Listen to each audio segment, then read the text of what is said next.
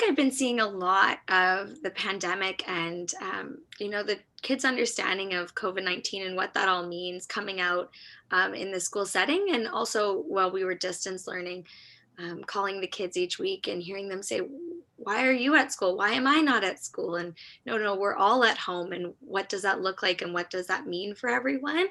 And, really trying to help them understand what's going on and to feel safe and to know that just because these things are happening does not mean that they're in an unsafe situation.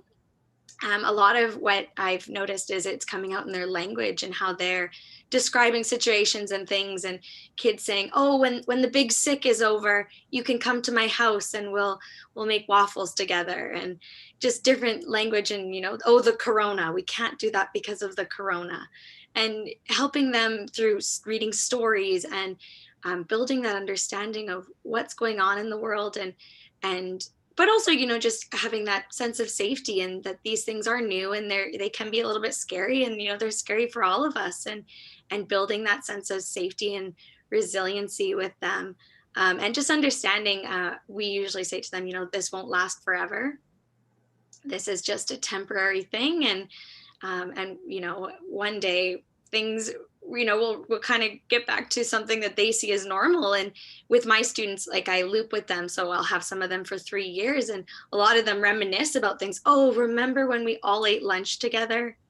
Remember when we used to get to play with this?" And helping them understand why there's certain toys and certain activities we can't do anymore, and we can't gather as a school, and we can't play with costumes and different things that it's hard for them to understand. But I feel like guiding them through that process is very important, and just making them feel safe and comfortable, so, and helping them to build new memories and connections throughout the school. And one thing we're actually putting in place right now is a school mail system where they can write letters to people in other classrooms and things, and they can get delivered. And just that sense of connection between everyone. Even though we can't be together, we can still be connected. It's very nice. And Janice.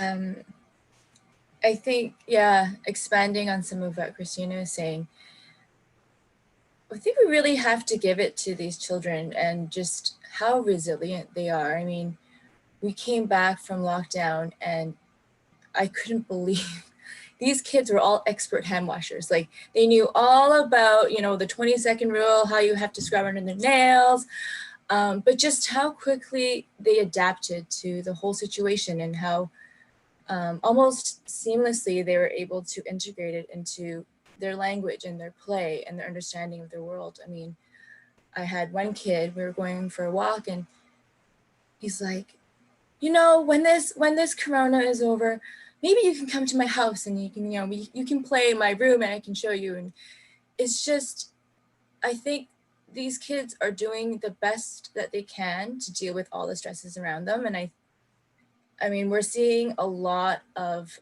anxiety in kids these days. And I think that we need to kind of balance COVID and all these new policies and procedures, along with a lot of compassion and understanding, because, I mean, if you think about it, it was such a big switch, right? You go from, you're telling these kids to share, and you're telling these kids to play together, and then all of a sudden it's, oh, no, you can't hold hands when you go for a walk, or, oh, no, that's your Play-Doh, you can't share your Play-Doh with so-and-so, like so-and-so has to keep their Play-Doh. And it's just, I mean, if you think about it, it's just, I think that these kids are dealing with so much, and right now a lot of the focus has been on cleanliness and sanitizing and keeping germs to yourself, but I think we also need to consider it's still about their play, and the playing together, and that community feeling, and yeah, just showing a lot of compassion to the families as well, and all the stresses that they're going through. Thank you very much. And we now have Brittany. Thank you. I wanted to start by sharing a story that took place on our playground right when we reopened. So we have the children created an ice cream store on our playground, and they call for ice cream. I don't know if anyone else has this experience on their playgrounds when children yell, ice cream, I come get your ice cream, right? And you walk up and you go to get your ice cream, and there's all the flavors you can imagine, any flavor really. And you can't, at our ice cream store, it now operates at reduced hours. So you can't always get your ice cream due to COVID. So you walk up to the window to get your ice cream, and then it's closed due to COVID, and you have to walk away and they call you back again, right? That's the game on our playground right now. And that really got me thinking about children's meaning making during COVID and how we are seeing this interwoven into their play now. And it's moving into their play and into the way they navigate their world. And I think as ECEs, as we document children's lived experiences in our program, that this is something, again, that we can't miss, that it's our job to document and, interpret in our own way, imagine what it is that they're trying to tell us. We don't know for sure, but we can imagine what they're trying to tell us through this documentation and keep that story for a little while and then hand it back to them. And we hand these stories back to them that they can then reflect on later.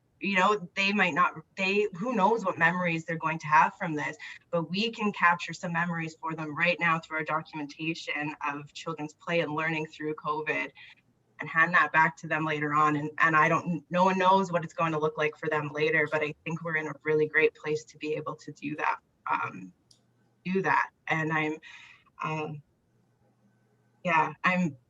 I'm hopeful once again that those stories will be very meaningful for them and for their families, and later on, and as an EC, like as a profession. I mean, when we look back at this pandemic, and there are going to be things that we need to be recording, we need to be writing down, that we need to say, like, we moved out on the other end of this over here in this new space, and that's what it was like.